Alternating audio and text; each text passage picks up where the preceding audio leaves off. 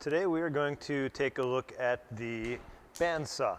This is a tool that, although you can do straight line cutting, is predominantly designed for doing curved cutting. So the blade on the bandsaw is a continuous steel band. That band rides on the upper and the lower wheel. The lower wheel is hooked up to the electric motor.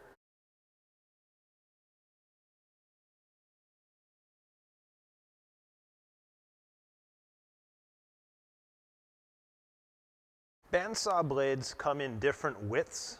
The wider the blade is, the less of a radius I'm able to cut with it. The bandsaw will always have these blade guides as well as this blade guard. As the name implies, the blade guard is going to guard you, the user, from an exposed blade. The blade guides help to prevent the blade from drifting and wandering side to side. The blade guide, blade guard assembly should always be lowered to roughly 1/4 of an inch above the wood that we are cutting. I like to use my pinky as a gauge. If I can put the board down on the table, set my pinky on top of the board, I should not be able to pass my finger underneath that blade guide. To raise and lower the blade guard, I first need to loosen the guide post lock knob, move this entire guide post up or down to wherever it needs to be, and tighten the lock knob back in place. For safe operation, I want to keep my fingers at least 2 inches away from the blade at all times. It is important to plan out your sawing procedure ahead of time. That might require doing a radial relief cut. I will demonstrate that momentarily. It'll make a little bit more sense when you actually see it. So now we are getting ready to make a cut on the bandsaw. First thing I want to do is, once again, check the height of the blade guard. In this instance, I can pass my pinky underneath that, so I need to lower that down. I know that I want to keep my fingers 2 inches away from the blade. And here I've determined I need to do a radial relief cut, which I'll demonstrate now. We always want to have maximum forward feed.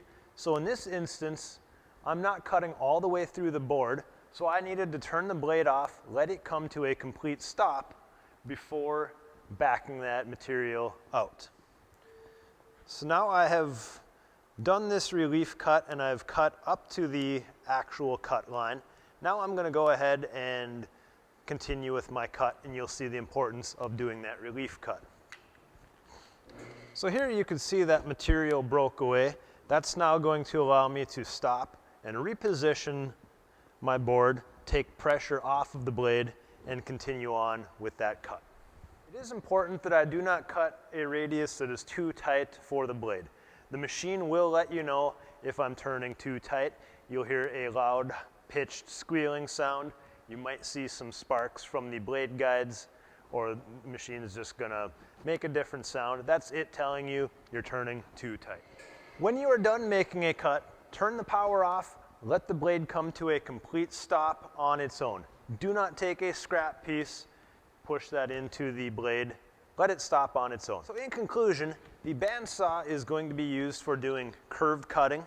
There are capabilities that allow me to do straight line cutting as well, but this is not the best machine to use for a straight line cut. You always want to make sure that the blade guides are lowered to roughly 1/4 of an inch above the material that you are cutting. You want to make sure that your fingers are at least 2 inches away from the blade.